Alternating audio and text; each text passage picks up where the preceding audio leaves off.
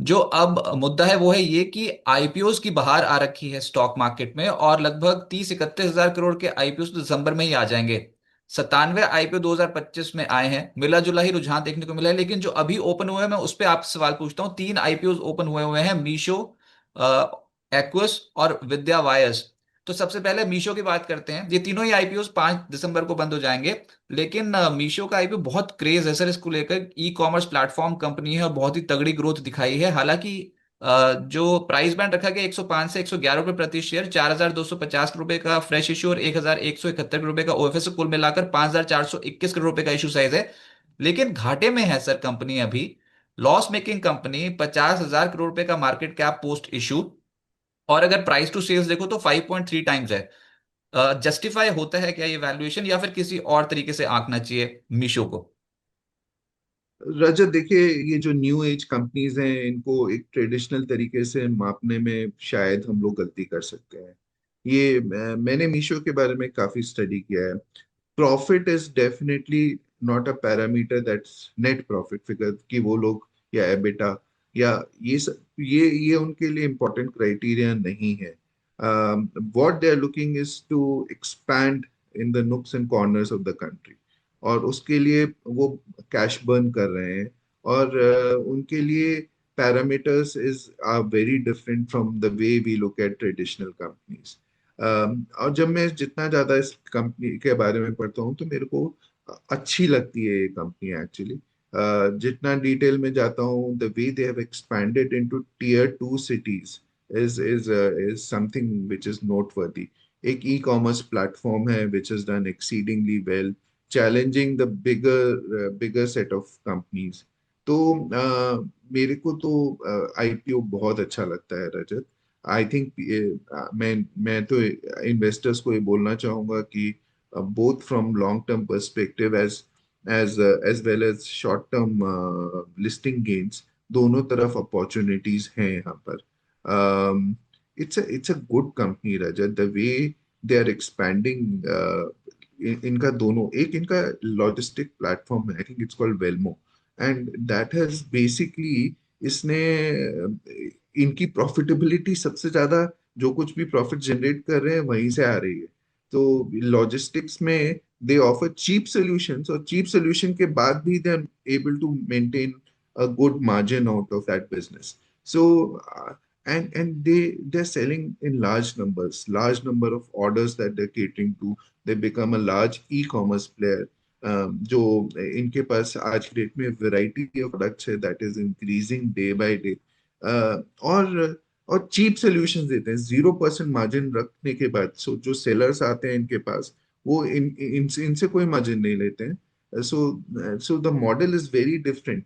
आप अगर amazon में बेचने जाएंगे तो amazon में वो लोग significant portion of sellers margin रखते हैं। ये लोग सेलर मार्जिन नहीं रखते। सो चीप प्रोडक्ट जिससे कस्टमर्स अट्रैक्ट होते हैं इनकी तरफ, तो model is attractive. Let us see how they fair. मेरे को अच्छी लगती है, सो वैसे जब मैं भी पॉजिटिव। पढ़ रहा था तो बहुत ही यूनिक बिजनेस मॉडल नजर आया था। जो आपने लॉजिस्टिक्स का बात करी, मुख्य तौर पे रेवेन्यू यहीं से आ रहा है, तो बहुत ही तगड़ा बिजनेस मॉडल बनाया है। पर देखते हैं कंपनी मुनाफे में कब आती है, उसको तो समय लगेगा।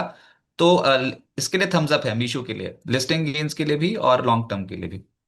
Absolutely, and I am positive. इसे प्रॉफिट के तराजू में मत तोलिए। लेट अस सी, वो 2-3 साल तक तो आप, मेरे को नहीं लगता है आएगा यहाँ पे। But I am positive on the company. थोड़ा सा वेरिएशन यहाँ पे रहेगा। इसको इसी नजरिए से देखते हैं।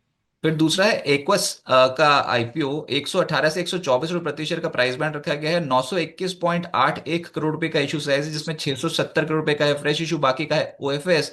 ये एयरक्राफ्ट कंपोनेंट में है, बहुत ही नीश कैटेगरी में करती है काम सर। तो इसके लिए क्या वैल्यूएशन जस्टिफाइड है जिसपे ये आईपीओ लेकर आ रहे हैं? और दूसरा, क्या गवर्नेंस रिस्क होगा, या फिर भारत की ये जो एरोस्पेस थीम है इसका एक लॉन्ग टर्म प्रॉक्सी हो सकता है एक्वस? तो रजत, एरोस्पेस या जहाँ पे मैं बहुत पॉजिटिव हूँ। So if you remember, there is another company called Azad engineering which is also doing similar kind of business. They are also into precision component manufacturing with large aerospace players in the world. तो कुछ कुछ business उनका इसी तरह का है।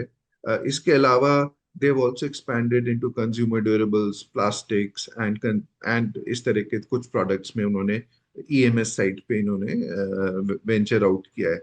But large portion of their profitability comes from precision component manufacturing for aerospace companies, global aerospace companies. तो इस पे इस पे भी अगर मैं देखूं तो I am positive on this company. Only problem with this company, and which should not be the case, is that यहाँ पे भी इनकी प्रॉफिटेबिलिटी नेगेटिव में है. Basically they are not generating profits at this point of time. 2023 में 109 करोड़ रुपए का loss था, 2024 में 14 करोड़ रुपए का लॉस था, 25 में 102 करोड़ का प्रॉफिट है, और अब सितंबर तक इनका करीब 17 करोड़ का नेट लॉस है. रेवेन्यू फिगर भी थोड़े से स्टेबल हैं, बहुत ज्यादा नहीं बढ़े हैं ऑफ लेट. बढ़े हैं लेकिन 25 में वाज वन ईयर व्हेन 24 के मुकाबले इनका थोड़ा सा रेवेन्यू कम हुआ था. So these are the factors which I am positive on the company because the sector is such. And but मेरे हिसाब से let's say the peers are doing a little better. But still you can apply in this company, both from short-term listing gains and long-term benefits. Largely because मैं aerospace sector पे बहुत positive हूँ. Sir तीसरा IPO जो खुला हुआ वो है विद्या वायर्स का। और 300 करोड़ रुपए का रिलेटिवली छोटा इशू साइज है ये। 48 से 52 रुपीज का प्राइस बैंड रखा गया है, लेकिन इसको भी लेकर क्रेज ज्यादा है। वो ग्रे मार्केट प्रीमियम भी बता रहा है, लेकिन ये क्या एक लिस्टिंग पॉपअप स्टोरी होगी, या फिर वाकई मेड इन इंडिया प्रोजेक्ट्स के तहत जो कंपनी काम कर रही है और मेजर जो रकम जुटा रही है उसका इस्तेमाल एक तो डेट रीपेमेंट और साथ ही कैपेक्स के लिए भी कर रही है। पर कॉपर एल्यूमिनियम वायर्स बनाती है कंपनी। इस स्पेस में आपको लगता है कि कोई बहुत बड़ी ग्रोथ की अपॉर्चुनिटी है अब इंडिया में?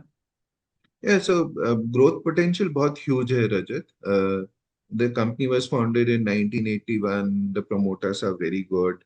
Um, Copper and aluminum wires बनाते हैं ये लोग, पर इनका they are looking for capex also and expanding into more areas. तो ये Vidya Wire is a good company, but it is a very competitive space, Rajat. They are a profit generating company. Revenue भी decent grow कर रहा है इनका. So overall long term perspective से हमें अच्छी लगती है ये company. But from a short term perspective मेरे को लगता है थोड़ा सा एक्सपेंसिवली प्राइस किया है इन्होंने. So I would be sceptical from a short term perspective, but I am largely long term के पर्सपेक्टिव से overall company is good. Investment किया जा सकता है इसमें. I don't know whether it would be a popup story और not. Short term में कहना बहुत मुश्किल होता है, लेकिन इतना मैं जरूर जानता हूँ कि आप लॉन्ग टर्म के लिए देख सकते हैं. तो यहाँ पे इसमें इन्वेस्ट करके लॉन्ग टर्म के लिए छोड़ा जा सकता है. हालांकि this is quite a competitive space, there are lot of players in this space. Ultimately आपको will have to choose the best players that are available in the market. RO इस कंपनी का करीब 25% है. एबिटा मार्जिन चार modest 4% के आसपास है. पैट मार्जिन 2.5% है. तो ये जो मार्जिन जो इनका है बहुत स्मॉल मार्जिन है. Overall positive on the company from a long term perspective. Sir कोई डिस्क्लेमर आपका जो भी अभी 3 आईपीओ डिस्कस हुए उनके ऊपर? हाँ जी रजत. सो मैं जो हूँ एक सेबी रजिस्टर्ड इन्वेस्टमेंट एडवाइजर हूँ. हम लोग मैंने जो बताया है आईपीओ के बारे में इस largely on on a surface level बताया है. मैं यहाँ पे जो भी इन्वेस्टर्स कर रहे हैं वो प्लीज अपना रिस्क प्रोफाइल समझ के, अपना रिस्क टेकिंग एबिलिटी समझ के तभी इन आईपीओज में इन्वेस्ट करें. इनकी स्टडी अच्छी तरह से कर लीजिए. हम लोग जो कुछ बता रहे हैं हो सकता है हम लोग खुद भी अप्लाई करें. ये अभी सर्टेन नहीं है, लेकिन हम लोग भी अप्लाई कर सकते हैं. हम लोग बायस भी हो सकते हैं. So please do your due diligence. Thanks Gaurav sir IPO पे बात करने के लिए।